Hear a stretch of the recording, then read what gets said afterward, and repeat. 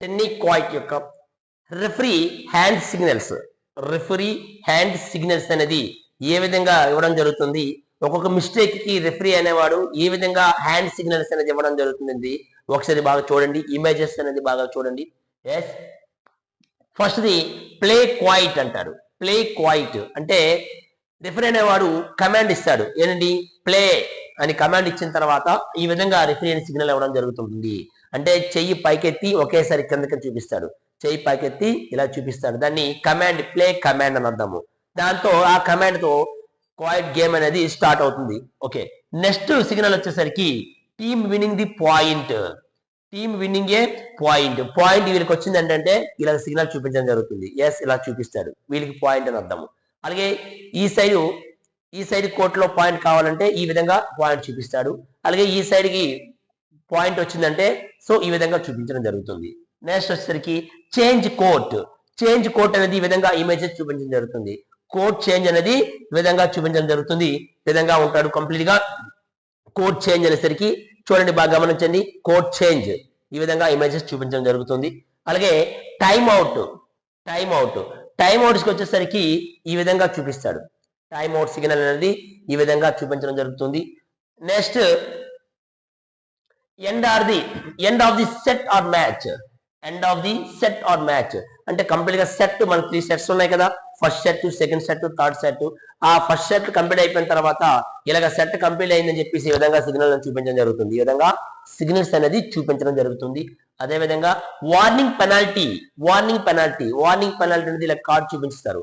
దీనికి మనం చెప్పేసుకున్నాం, టెన్నీ క్వాయిట్ లో రెడ్ కార్డ్ అని చూపిస్తారు. రెడ్ కార్డ్ చూపించడం వల్ల ఏమవుతుందంటే పెనాల్టీ ఇవ్వడం జరుగుతుంది. పెనాల్టీ అంటే అర్థం ఏంటంటే ఇక్కడ ఒక పాయింట్ అనేది ఆపోజిట్ టీమ్ కి అనేది ఇవ్వడం జరుగుతుంది. ఒక పాయింట్ అనేది ఆపోజిట్ టీమ్ కి అనేది ఇవ్వడం జరుగుతుంది. అందుకే సింగిల్ కార్డ్ చూపించడం జరుగుతుంది. ఆ కార్డ్ అనేది రెడ్ కార్డ్ అనేది చూపించడం జరుగుతుంది. అదే విధంగా ఎక్స్క్లూజన్ అంటే ఖచ్చితంగా అనేది బహిష్కరణ. 2 కార్డులు కూడా ఖచ్చితంగా కలిపి చూపిస్తాడు. దీన్ని ఎక్స్క్లూజన్ అంటారు దీనికి. అలాగే డిస్క్వాలిఫికేషన్ కూడా, ఇక్కడ కూడాను డిస్క్వాలిఫికేషన్ 2 కార్డులు కూడా వేరువేరుగా చూపించడం జరుగుతుంది. వేరువేరుగా ఇక్కడ చూపించడం జరుగుతుంది. కంప్లీట్ గా టోర్నమెంట్ నుండి కంప్లీట్ గా బహిష్కరించడం జరుగుతుంది. సో 2 కార్డులు అనేది వేరువేరుగా చూపించడం జరుగుతుంది. ఎల్లో అండ్ రెడ్ కార్డు వేరువేరుగా చూపించడం జరుగుతుంది. సో దాని విధంగా సిగ్నల్. అలాగే క్వైట్ ఇన్, క్వైట్ అవుట్ పడిందా లేదా రైట్ పడిందా అనే సిగ్నల్ చూపించడం జరుగుతుంది. ఈ విధంగా క్వైట్ అనేది ఇన్ అనే విధంగా చూపించడం జరుగుతుంది. అలాగే క్వైట్ అవుట్ అనేది ఈ విధంగా చూపించడం జరుగుతుంది. క్వైట్ ఈ విధంగా అవుట్ అనేది ఈ విధంగా సిగ్నల్ చూపిస్తారు. At the same time net touch. Net అనేది టచ్ పట్టుకొని, నెట్ ఏ విధంగా పట్టుకొని నెట్ టచ్ అనేది సింబల్ చూపిస్తూ ఉంటారు. నెట్ ని పట్టుకొని టచ్ అంటారు, నెట్ టచ్ అని అంటారు. అలాగే స్క్వీజింగ్ వచ్చేసరికి ఈ విధంగా సిగ్నల్ చూపించడం జరుగుతుంది. స్క్వీజింగ్. అండ్ తర్వాత బాడీ టచ్ చెప్పేసుకున్నాం. ర్యాలీ ఆడుతున్నప్పుడు కానీ, సర్వీస్ చేసేటప్పుడు కానీ, టెన్నీ క్వాయిట్ లో అట్ ది సేమ్ టైంలో ఎప్పుడు కూడా బాడీకి అనేది టచ్ చేయరాదు క్వాయిట్ అనేది. సో అలా టచ్ చేస్తే అది ఫౌల్ అవుతుంది. సో బాడీ టచ్ అని ఏ విధంగా రిఫరీ సిగ్నల్ చూపిస్తారంటే ఈ విధంగా రిఫరీ సిగ్నల్ చూపిస్తాడు, బాడీ టచ్ అనేది. ఓకే, నెక్స్ట్ షేకింగ్ క్వాయిట్ అనేది ఈ విధంగా చూపిస్తారు రిఫరీ సిగ్నల్. షేకింగ్ క్వాయిట్ అనేది. అలాగే టచ్ అవుట్ క్వాయిట్ అనేది బయటకు వెళ్ళిపోయింది, టచ్ అయ్యి ప్లేయర్ కి తగిలి బయటకు వెళ్ళింది, దాన్ని టచ్ అవుట్ అంటారు. ఈ విధంగా సిగ్నల్ చూపించేస్తారు. తర్వాత forehand and backhand shot within the restricted line cross. Yes, restricted line అనేది ఎట్టి పరిస్థితుల్లో కూడా మనము ఆ రిస్ట్రిక్ట్ లైన్ దాటి మనము ఫోర్ హ్యాండ్ షాట్ కానీ బ్యాక్ హ్యాండ్ షాట్ కానీ రకాలు ఉన్నాయి, టైప్ ఆఫ్ షాట్స్. టెన్నీ క్వాయిట్ లో రకాల షాట్స్ ఉన్నాయి. బ్యాక్ హ్యాండ్ షాట్ ఉంది, ఫోర్ హ్యాండ్ షాట్స్ ఉన్నాయి. ఈ షాట్స్ కొట్టేటప్పుడు రిస్ట్రిక్టెడ్ లైన్ దాటి మనము ఇప్పుడు కూడా షాట్స్ కొట్టకూడదు. రిస్ట్రిక్టెడ్ లైన్ వెలుపల నుండి మాత్రం మనము షాట్స్ కొట్టాలి. అలాగే అక్కడ దాటి మనం షాట్స్ కొస్తే అది ఫౌల్ అవుతుంది.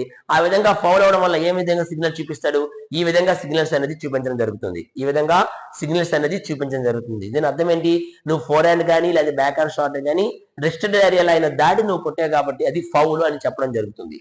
ఓకే, నెక్స్ట్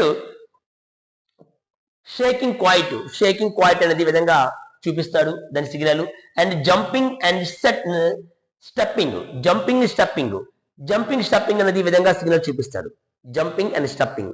మరి జంపింగ్ స్టెప్పింగ్ ఏ విధంగా చూపిస్తాడంటే జంప్ చేసేటప్పుడు క్వాయిట్ అనేది రిసీవ్ చేసుకున్నప్పుడు జంప్ చేసి రిసీవ్ చేసుకోవచ్చు. క్వాయిట్ రిసీవ్ చేసుకున్నప్పుడు జంప్ చేసి రిసీవ్ చేసుకోవచ్చు. అలాగే క్వైట్ రిసీవ్ చేసుకున్నప్పుడు స్టెప్ తీసి రిసీవ్ చేసుకోవచ్చు, కానీ సెండ్ చేసేటప్పుడు జంప్ చేసి సెండ్ చేయకూడదు. స్టెప్ చేసి అండ్ ఒక స్టెప్ ఫార్వర్డ్ అయ్యి క్వైట్ అనేది సెండ్ చేయకూడదు, అది ఫౌల్. సో ఈ విధంగా సిగ్నల్ చూపించడం జరుగుతుంది.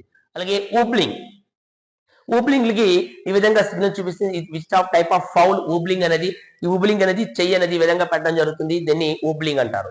సో ఇది wobbling signals. Okay, next pushing, pressing, throwing. Pushing కూడా మన క్వైట్ నెట్టకూడదు, అదేవిధంగా ప్రెస్సింగ్ చేయకూడదు, తర్వాత థ్రోయింగ్ చేయకూడదు. ఇవన్నీ కూడా ఈ మూడు కూడా ఫౌల్సే. ఈ మూడు ఫౌల్స్ వచ్చినప్పుడు ఈ విధంగా సిగ్నల్స్ అని చూపించడం జరుగుతుంది. పుషింగ్, నెట్టింగ్, అలాగే విధంగా pressing, throwing. Pushing, pressing, throwing కి ఇది సిగ్నల్స్. ఇవి ఇవేవి కూడా మిస్టేక్ చేసినా కూడా ఆపోజిట్ టీమ్ అనేది పాయింట్ అనేది ఇవ్వడం జరుగుతుంది. ఎందుకంటే రెఫరీ సిగ్నల్ చాలా జాగ్రత్తగా గుర్తించుకోవాలి, అది అవసరము కూడాను. ఎందుకంటే కంప్యూటర్ లో ఎగ్జామ్ పెడుతున్నప్పుడు ఖచ్చితంగా మనకి ఒక ఇమేజ్ పెట్టేసి ఇది ఏ గేమ్ కి సంబంధించింది లేదా దీని యొక్క అర్థం ఏంటి అడుగుతూ ఉంటారు. కాబట్టి ఈ సిగ్నల్స్ అనేది మనం ఖచ్చితంగా ఐడెంటిఫై చేసుకోవాలి.